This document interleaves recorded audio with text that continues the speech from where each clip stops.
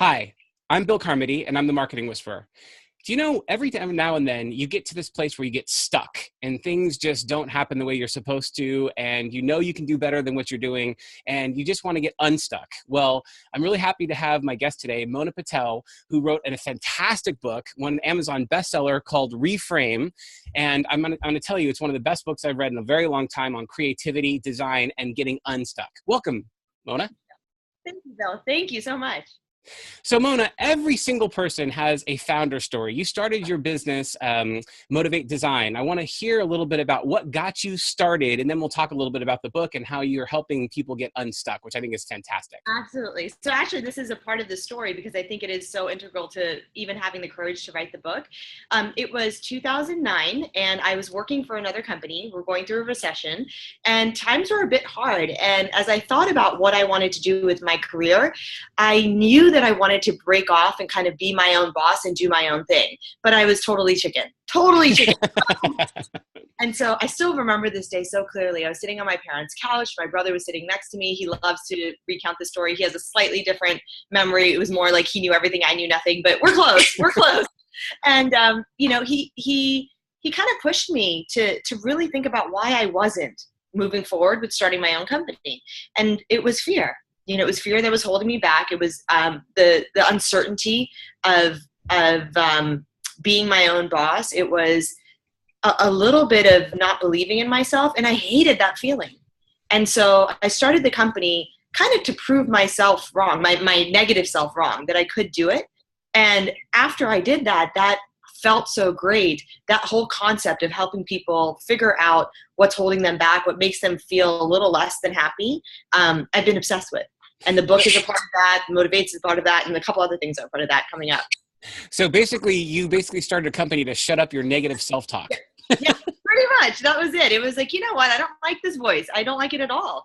And so it was to prove to myself that I could do something. I also had a bunch of ideas, and I was sick of giving them to other people. I wanted to kind of flex those ideas, flex the muscles, and I kept hearing no from everyone. So I would pitch an idea and they'd say, no, we can't do that right now. We can't do that right now.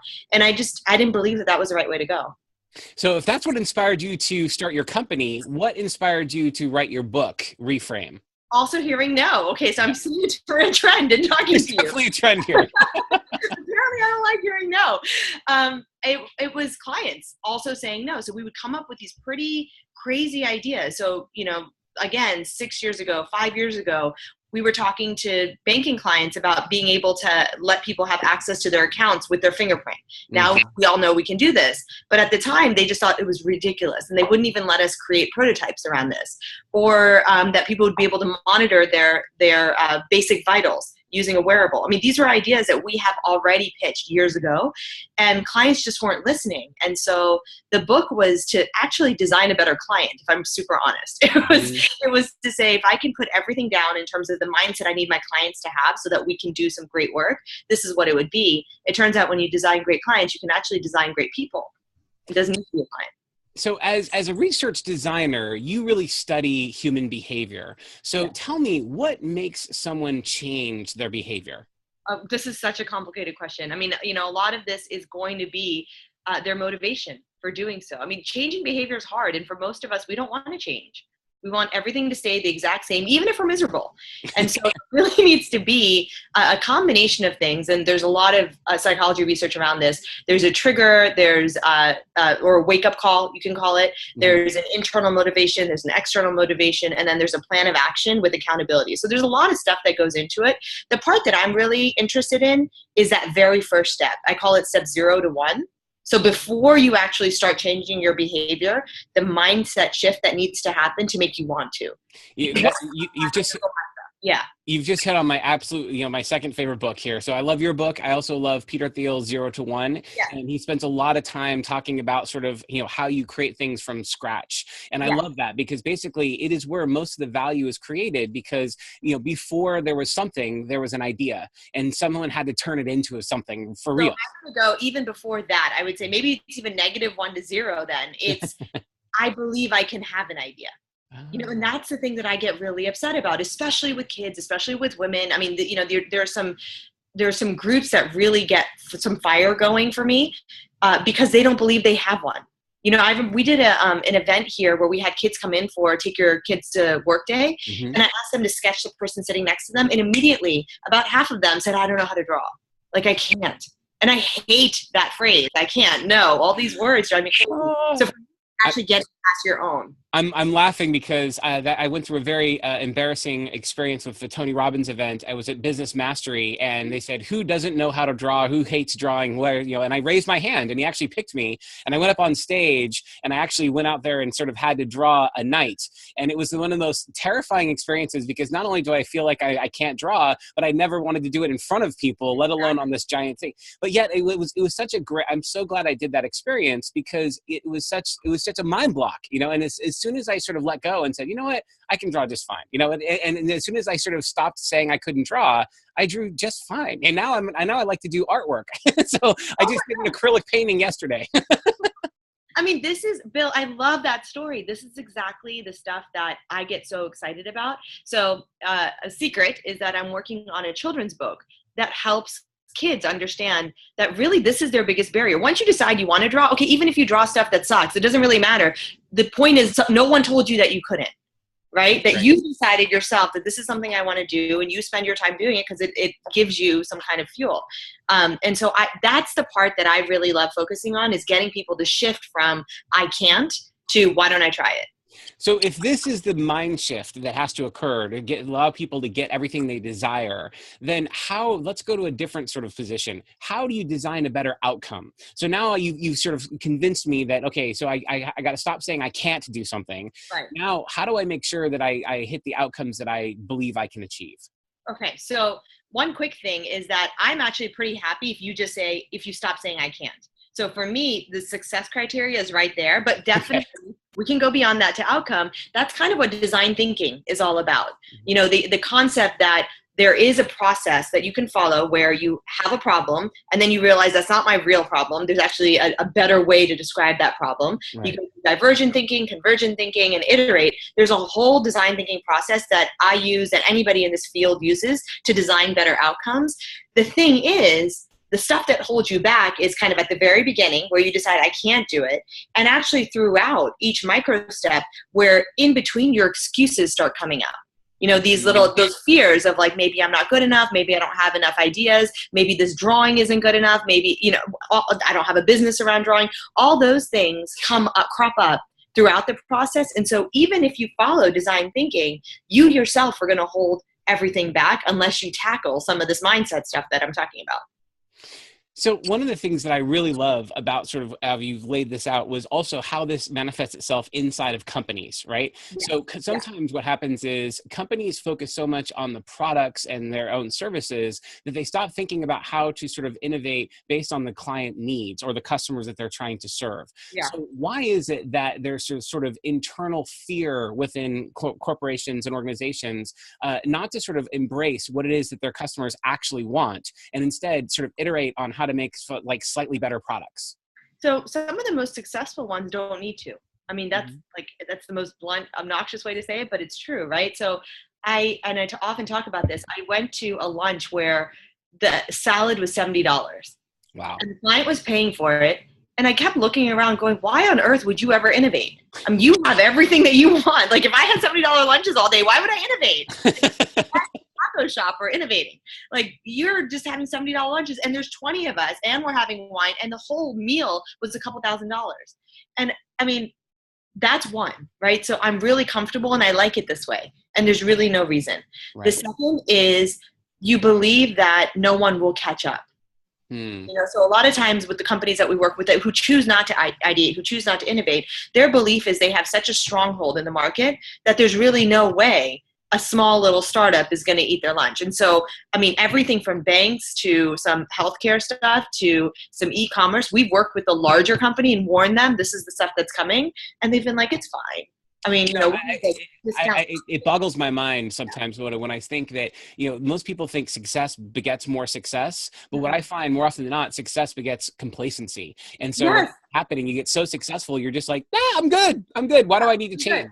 I don't need it. I remember, I've heard that so many times. I'm good, and they can't possibly know what I know. And what they don't realize, like similar to what you just said, not knowing is what gives them power. Mm-hmm. You're not knowing and not having all these assumptions around can't be done, this can't be done, this can't be done is exactly how they're going to eat that $70 lunch of yours. So So we are not going to worry about those people who are sort of stuck in that mindset, because we're not going to be able to save everybody, right? So what I'm more interested in is helping those people who are like totally fired up about this. They like your book. They want to sort of get into this even further. So one of the things that I love about it is your power questions. And so you have sort of a series of power questions that sort of get your mind to open up and stop sort of saying no, or I can't, or the sort of BS excuse personas that you talk about in your book. So talk to me a little bit about some of those power questions. So it started with what if, because what if was such an open question. And what I realized is that a lot of times when people ask what if, it's something negative. So what if I lose? What if I fail? What if I can't? And it was really interesting to me that I never really heard it that much in the positive. And what if we build this? What if this is better than that? And so we started using that phrase. It was short, it was quick, and it helped us kind of come up with a lot of ideas. Again, though, people have their own personal things that they bring to any kind of ideation process. So there was a bit of hesitation around what if. And so we came up with the other ones. They all kind of do the same thing. My other favorite one is wouldn't it be amazing if? Also fantastic because it forces you to like think outside of what currently can exist. In more of a customer-centered perspective, right? Because to be amazing, you have to impress somebody to use your product. So all of them are there because they resonate with different kinds of people. I feel like, there isn't one that's better than the other. My staple is what if, or maybe we could is another one. I mean, it really doesn't matter, but it matters to the person. I found that for each person that I've been teaching how to ideate, they kind of attached onto one of them and that resonates for them. Fine, whatever, pick the one that resonates, just use it.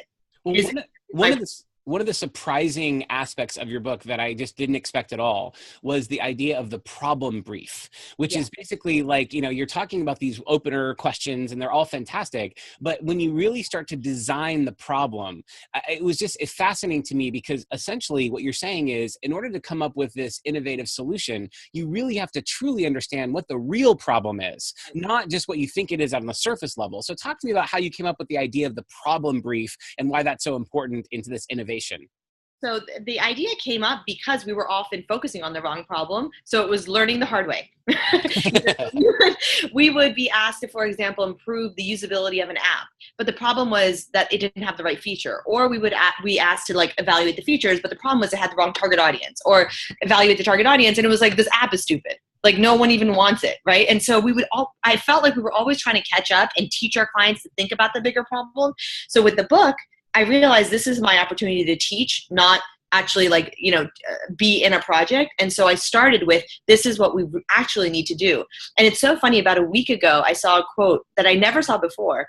I think it's Einstein who said, if I had an hour to solve a problem, I'd spend the first 55 minutes figuring out what the real problem was, and I can solve any problem in 5 minutes. Wow. It was so great to read that. I was like, yes, like that.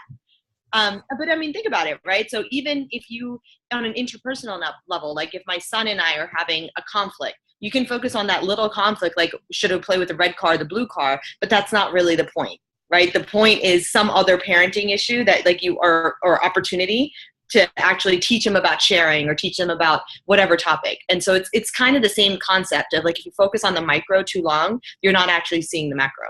Well, and the other part of it that I thought was fascinating was the emotional state, because one of the things that you sort of spend a lot of time talking about in your book is noticing how you actually feel when you're frustrated. When it's finding yourself in a problem state, what is that feeling? What is that emotion? And get very specific, because different emotions will sort of be in different places. Tell me why having that sort of awareness of your emotion when dealing with problems is so critically important to your breakthroughs. Well, I mean, in any decision-making process, we know through a lot of brain studies that there's a rational and an emotional component that lead to any decision-making. Mm-hmm. So when you're talking about changing a product design or changing, a feature, even on that basic level, there's an emotional and rational need to do so. And we often focus on the rational. It's like, we have all this data that people aren't clicking on this button.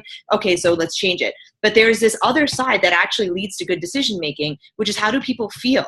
And, one of the things that I love about that book, the team came up with that problempathy concept of like thinking of it from the perspective of the button, and feeling abandoned and feeling alone and feeling like, you're off on this corner where no one sees you. I love it. That's actually the problem, right? The problem is they don't see me. The problem is not that we named it the wrong thing. And so looking at the problem from the buttons perspective often gives you the like, aha, oh, now I get the problem. This is what we need to do to solve it. Well, what's so brilliant about that insight too, though, is that basically everyone's sort of coming at it with their own sort of baggage. But when you come at it from the perspective of the button, how does the button feel? It's an inanimate object. So it's kind of funny, but it also sort of forces you to think creatively because you have to give emotion where none exists. It's fantastic. You nailed it. Because we often do it from the user perspective. So we often say, okay, put myself in Bill's shoes. And as he uses the video sharing app, what are his challenges? But really, we're just bringing our own baggage. I mean, it's very hard for me to think of it from your perspective. I don't know you well enough. Like, and if I read a brief about you, that's really not enough. But when you look at it from a button perspective, you really can't put your stuff on that button. You have to really think about, okay, well, I'm a blue button sitting in the middle of the page. Maybe I feel lonely.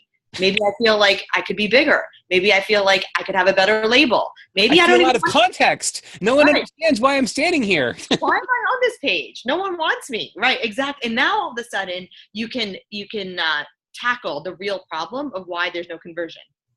So one of the things that I always like to ask is, you've spent a lot of good time and energy putting together this book. It takes many, many hours. Having written books before, I know exactly what this is about. And so what is the action that you want your readers to take? So once they've finished your book, they've gotten all this great insight, how do they turn it from an intellectual exercise to a daily routine? What does that sort of transition look like for you? And what do you really want them to do coming out of this book? My favorite, I'll tell you based on data. So my favorite reactions of the book have been, I took the book, I read it, I was so excited that I literally, copied the worksheet pages and took it into my team on Monday, and we did the work, we did the Awesome. work. That makes me super happy. So when they can read the book and say, you know what, this is actionable, I could lead this workshop, and they use the artifacts that are in that book to just lead their own, they pick whatever modules they want and say, okay, so we have a problem here where we've been talking forever and ever about how we're not getting this target audience. I took it in and I did the workshop, and it's incredible. So that's happened so much that I felt like it was worth the time to write the book. And I hope that keeps happening. There's the whole, I believe I'm creative, which is great. But if you believe you're creative, take the book and do something with it. I'm very happy. So how will you continue to help people shift the way they think, work, and act? Oh my gosh, you're asking the question that I'm almost ready to answer. So I am working on an app that allows you to it simplifies the things that hold you back, and allows you to see this is what makes me amazing and this is what holds me back, and share that with other people so that you're held back less. So it's like this big effort, but we're trying to keep it simple and trying to make it very easy for people to use, because I think that's it. I mean, there's a whole concept of going to a workshop, reading a book, consulting. These are big things that you can do that shift your behavior. But I think that the thing that we haven't quite done yet is take a big concept like self-help and make it really tiny. So today, here's the stuff that's going to hold me back, and I'm just not going to let it. That is, it's kind of a BHAG, right? But no, I love it. It's what you're doing is you're thin slicing the problems, and rather than sort of letting everything overwhelm you, you're like, you know what? I'm just going to focus on this one thing, and when I break through that, it's going to help me in all these other areas. I mean, really, because it's because I've been thinking about all this stuff in the context of work. So let's just say, Bill, you and I are going to work on a project together. You have triggers. I have no idea what they are. I can't really ask you what they are because that's a weird way to start a conversation. What are your triggers? What are your triggers? But it would be incredible to know. Yeah. It would be incredible to know these are the things that, that make Bill show up not in his best self. Yes. Right? He'll show up and he'll be a little, or you should know for me, for example, mine are disrespect, laziness, and incompetence. Right. Big ones. But when they happen, I lose my mind. I lose my damn mind. I don't know what is going on. I'm starting to yell at people. It's not me, right? It's not my best part. It's not the best version of Mona coming to the table. It would be great if you knew that, right? So for example, if you showed up to our meeting late or said, I'm not really prepared for this, but I just thought we'd hang out for a half hour. Chat. I would go nuts. And so it would be good for you to know that right up front, especially if this was a meaningful relationship. So I'm fascinated with creating meaningful relationships between business partners, between co-founders, between teams, between couples, whatever it is. I think that I could create something that it's not going to solve your life, but it will help you have a better day. Mona Patel, I'm telling you right now, if you've not read the book Reframe, it's an Amazon #1 bestseller. It's fantastic. I will put it right up there with Creativity Inc. by Ed Catmull. These are some of the best creativity books that are out there in the marketplace today, and I'm so honored to have Mona here on the show today. Thank you so much, Bill. So for more information like this and others, you can go to facebook.com/marketingwhisperer, and I look forward to having continuing conversations there. Thank you so much.